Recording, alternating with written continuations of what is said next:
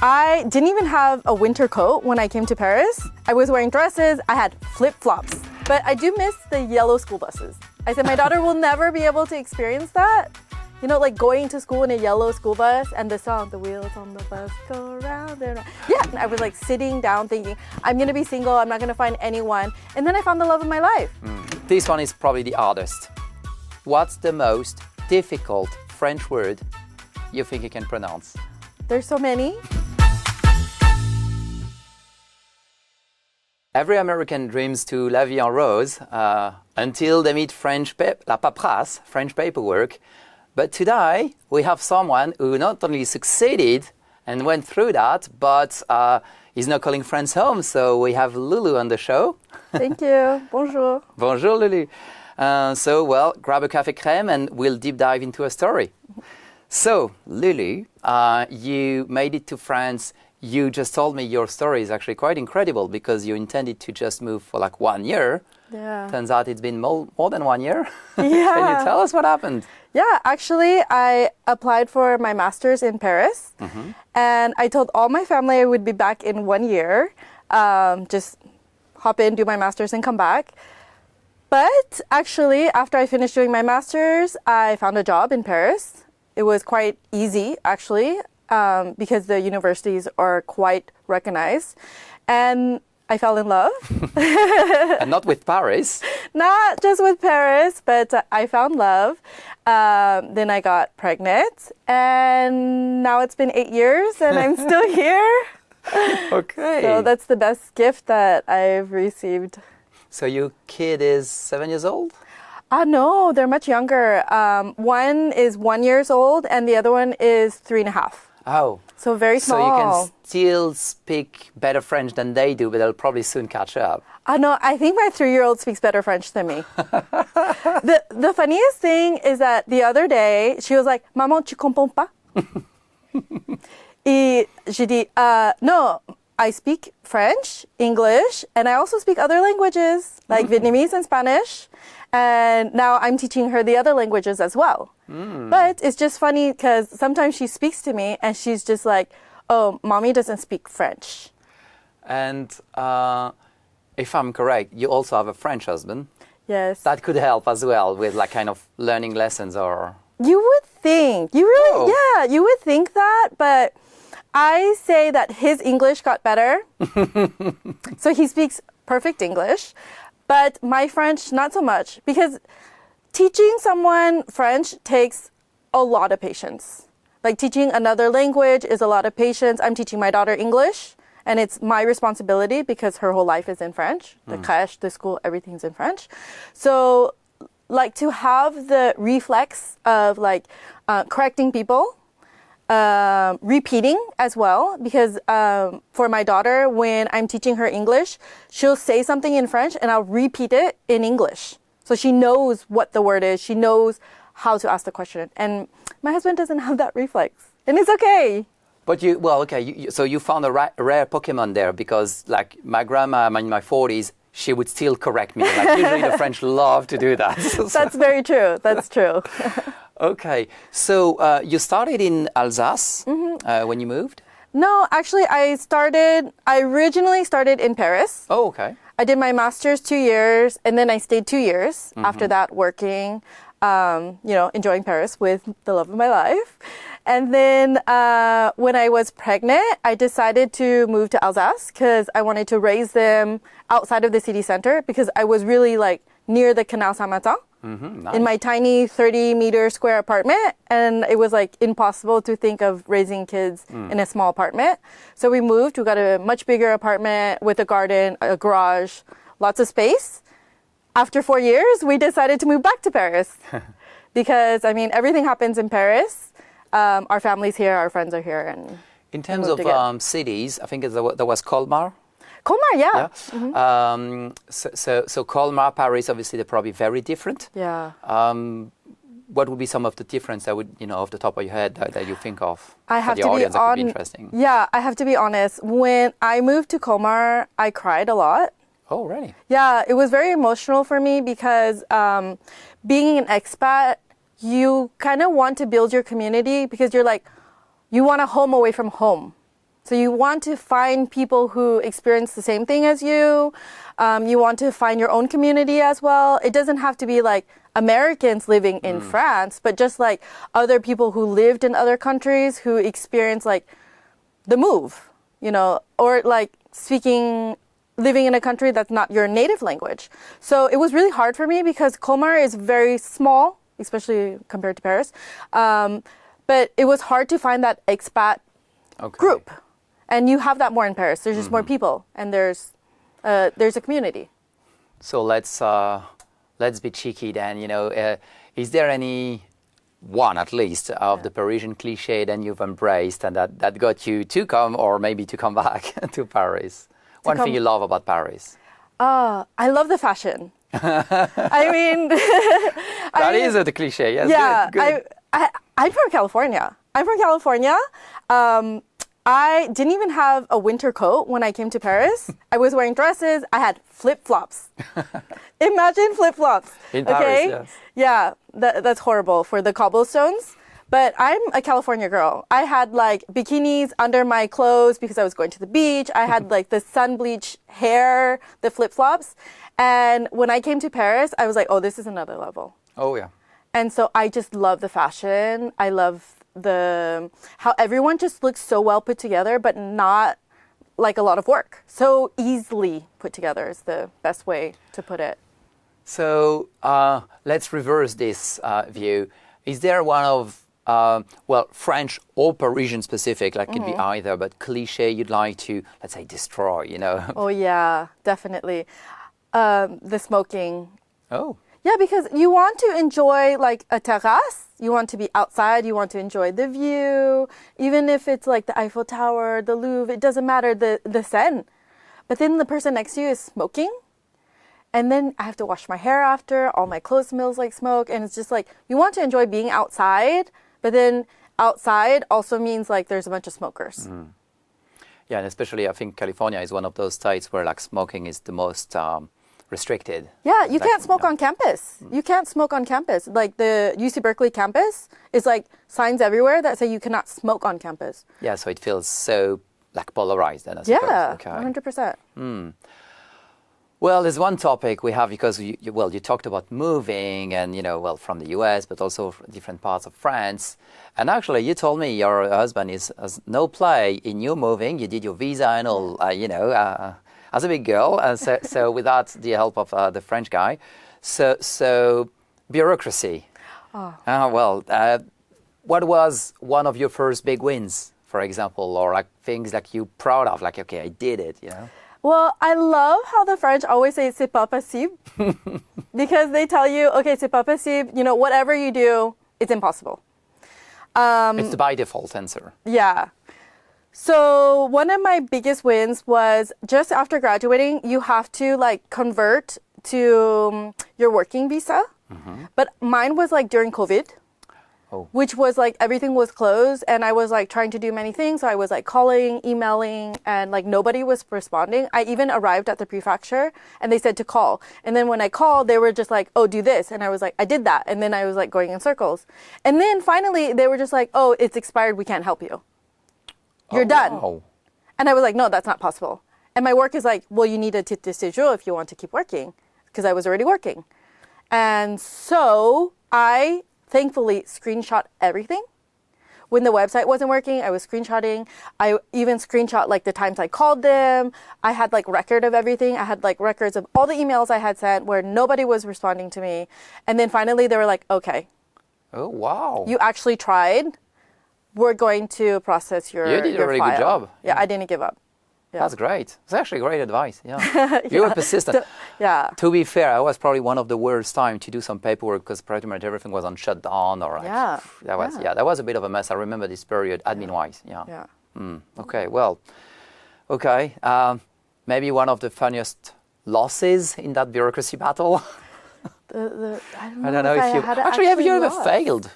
I don't know. I don't know if I actually failed because I was so persistent. That's good. Yeah, I mean, if you talk about visa versus, I did do my permis de conduire, my driving license as well in France because there's only 15 states that convert. Did you do that did you have a driver license back in the US? Yes, I did. but I had to Okay. redo everything.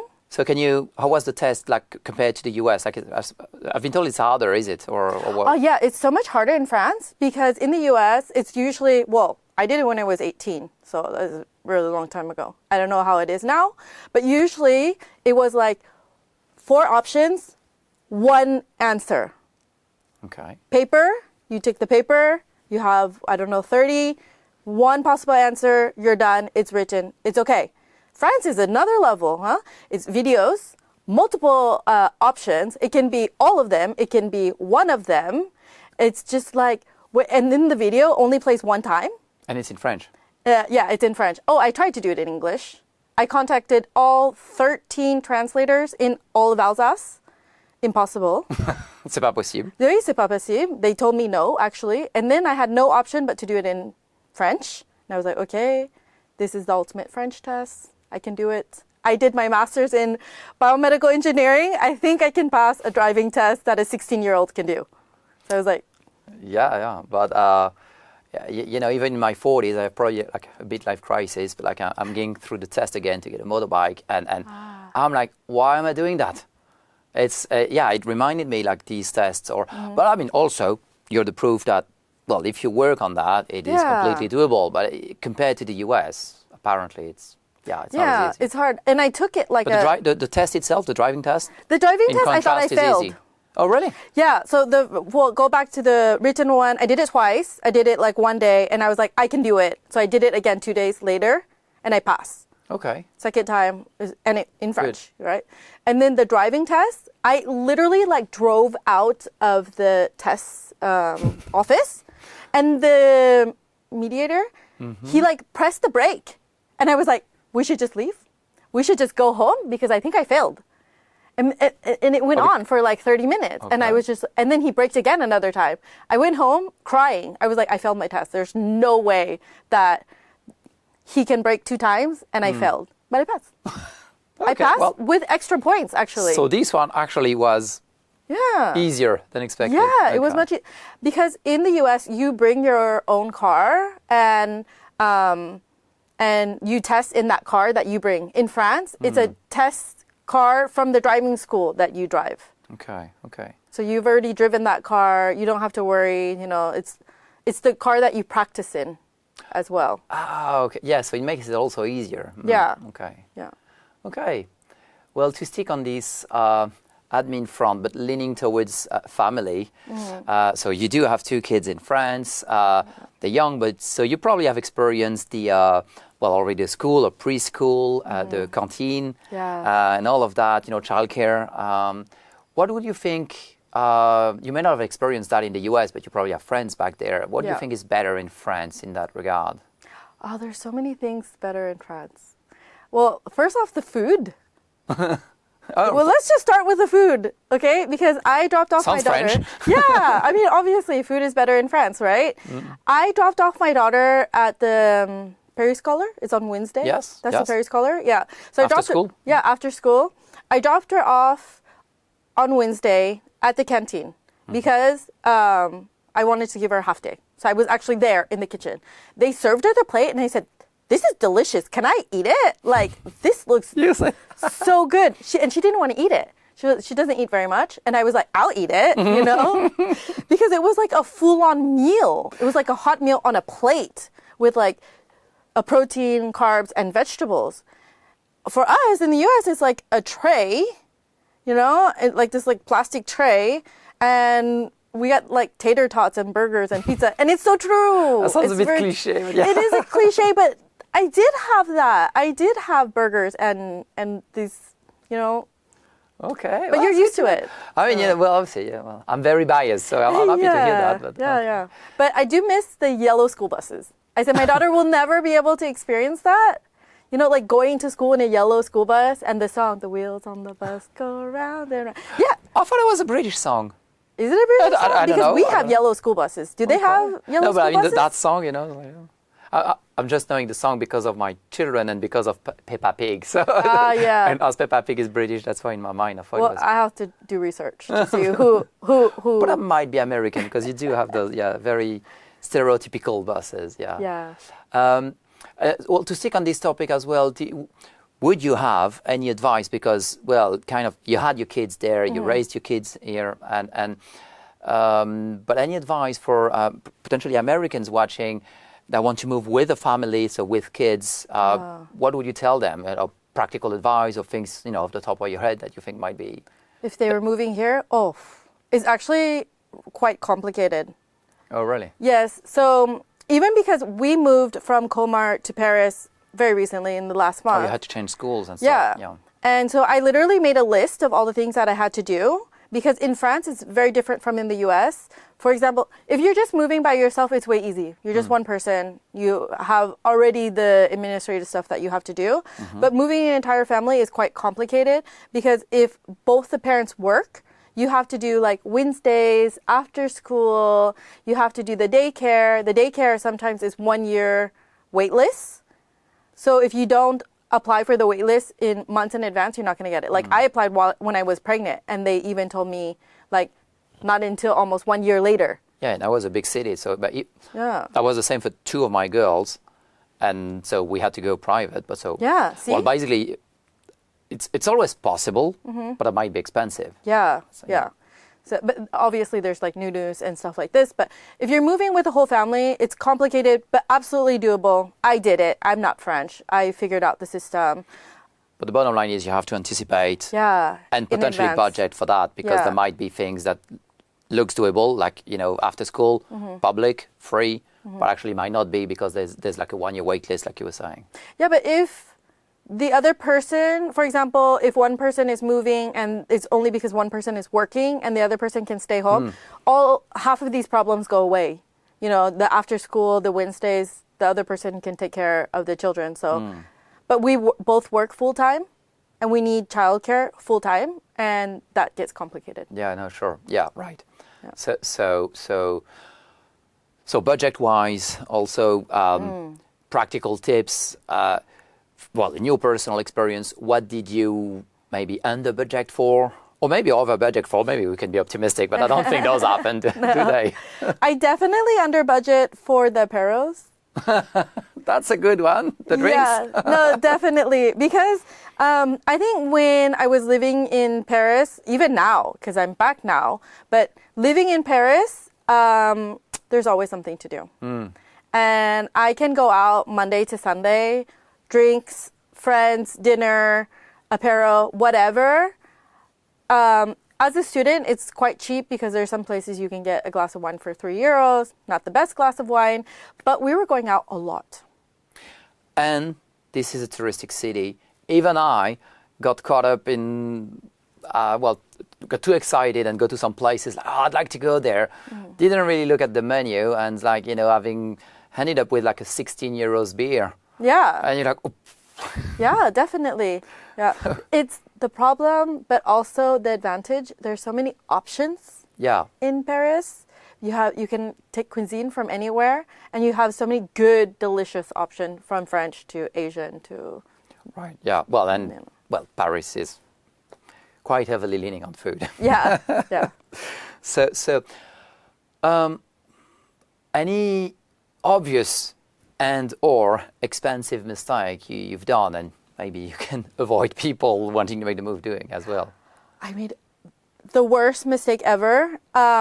So the phone bills in the US, I usually pay like $60 in the US per month. Okay. In France, you pay 15, normally 15 to 20 euros per month. Okay. So I had this like normal bill. I went to Asia, took it off airplane mode for, 5 minutes, came back, got a €600 bill. And I called them and I was like, this is a mistake. This is not possible. Like, 'cause you can do that in the US. You can call them and say like, it's not possible. And they'll be like, yeah, okay, whatever. We can reverse it. This is not possible. Yeah, Not that's possible. probably what I This is answered. actually, c'est pas possible. C'est vraiment pas possible. Oof. I paid the €600. Wow. I had no choice. And it wasn't even like I was sitting and watching. Now that you're saying it, all of my phone plans that I've had, every time I go abroad, I have to be mindful. It depends on the country. It could be very expensive. Even like Switzerland, usually it's off. There's a plan for every country in Europe, for example, but not Switzerland. Yeah. I did that, unfortunately, so I can relate. Horrible. Oh, wow. Okay. And it's just also something I'm thinking off the top of my head because, well, I have kids as well. As I know, especially when they're young, it could, some medical expenses can pile up, like just the regular routine checks with the GPs or, the routine runs to the pharmacy. But what would you say to people also thinking about this? Because we were talking about budget, but what kind of budget is that, like maybe compared to the US, if because maybe you don't, but Yeah, well, just to give you one great example, when I gave birth in France, I literally almost died. Okay, I was like bleeding out. I had like 1 liter of blood loss. I was like blacking out. I was super dizzy. Okay, and they were just like to the point where they're like, you need a blood transfusion.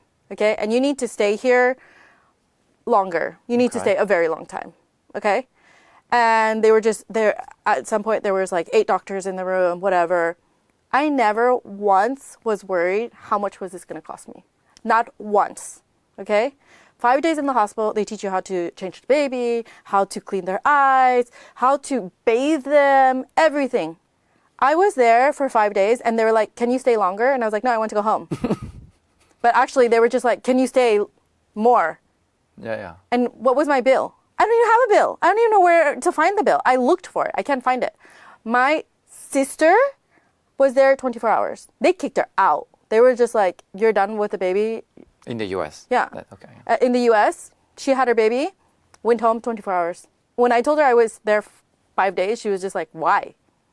Oh, wow. I never had to worry. A lot of the routine checks for the kids, everything is covered by the insurance. And do you have a lot of out-of-pocket expenses, medically related, again, because kids, like vaccines, well, they're kind of sick, there's always kind of something going on, or like a routine check to do. Like, is there a lot of out-of-pocket expenses, pharmacy and stuff?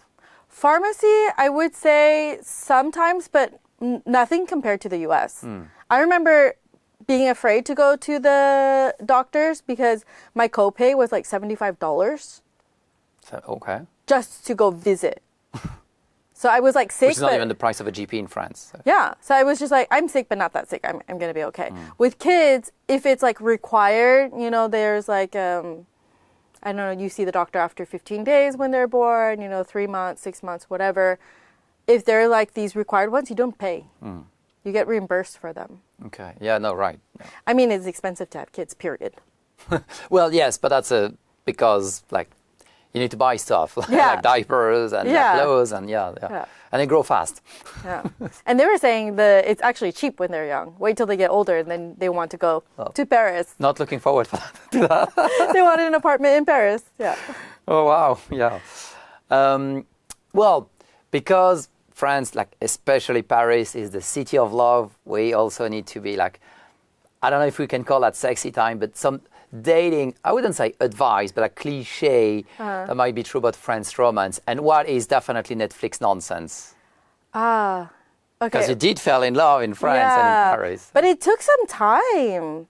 I did have like, I don't know, the ugly duckling. No, not ugly. They were not ugly, but I just had like the very bad ones as well. There's some cliches that they're super romantic.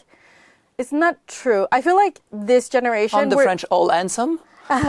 Well, French are my type, so I'm in the perfect country. Good. I'm seeing if I can lean you into it. It's easy if you're in France. But I would say, like, when I was dating, I thought that, there would be more romantic.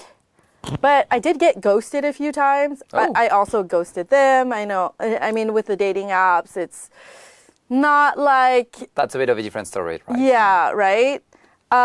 So I did dating in France. I don't know, because I did have the bad experiences. And then I had like the best experience at the end. I was like sitting down thinking, I'm going to be single. I'm not going to find anyone. And then I found the love of my life.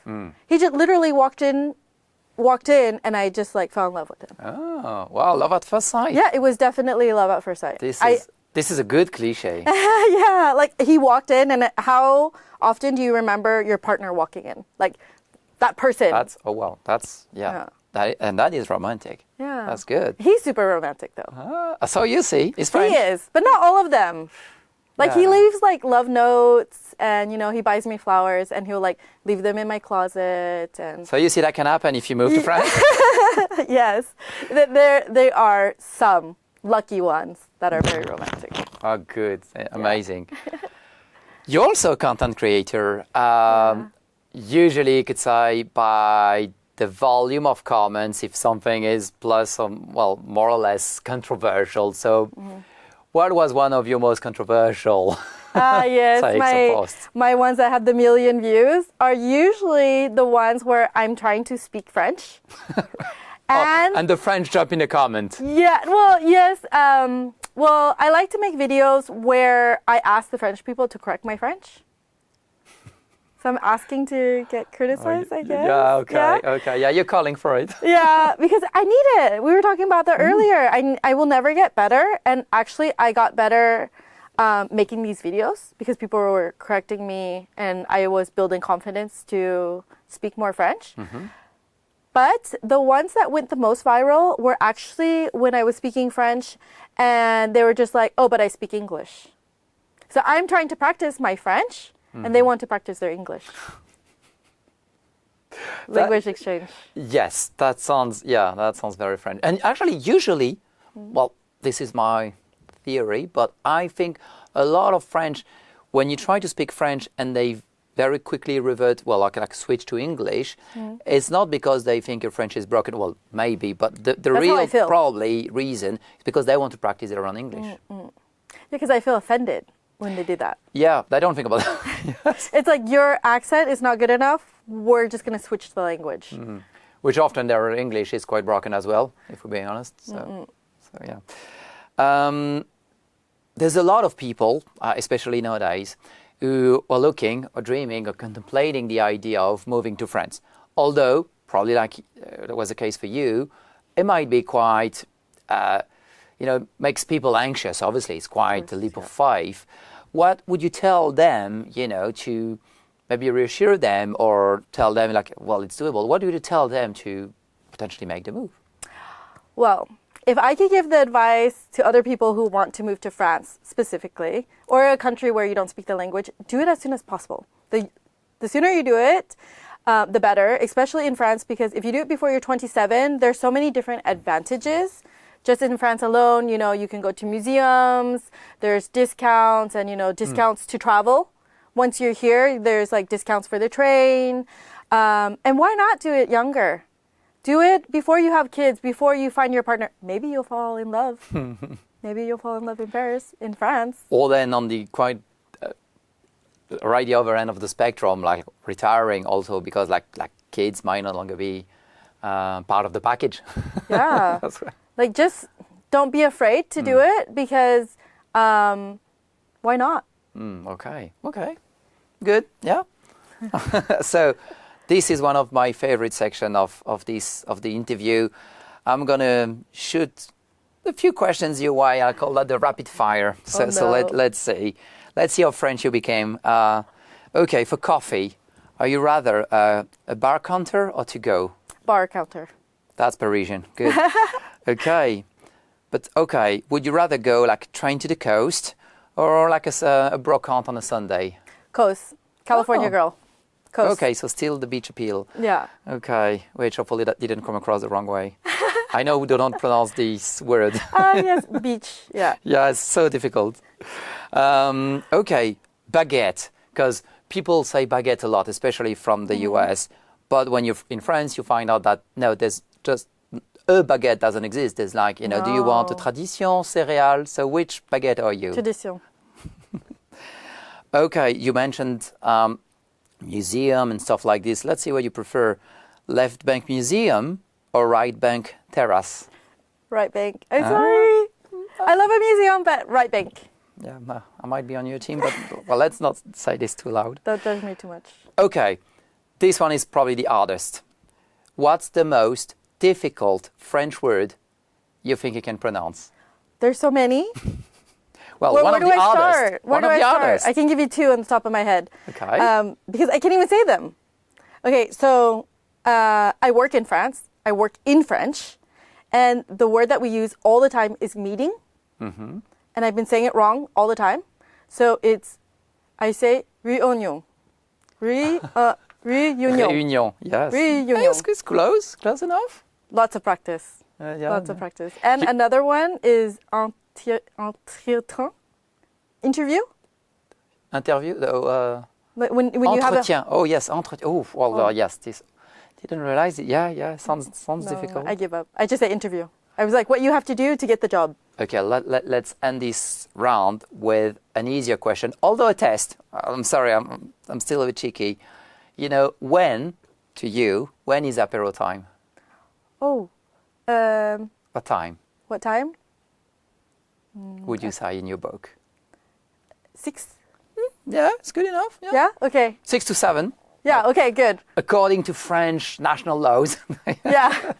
6. I almost said like 4 for some reason, but maybe that's your... That's the I was goûter. like, goûter. Yeah, goûter. But ma grandma may have a beer for goûter, so we can call that an apéro, I suppose. Skip the goûter, go straight for the wine and the cheese. Oh, well, no. Well, Lulu, thank you. That was really fun and interesting conversation. I've learned actually quite a few stuff. That's great. Thank you for coming to the show. Thank you for being there and sharing all of your insight with the audience. Hope you appreciate that. Before we call it a wrap, if people watching want to get in touch with you, how can they reach out? Oh, they can just send me a message on either my TikTok or my Instagram. I always have my email there if you have any questions or just need some advice or some support. Well, thank you again, Lulu.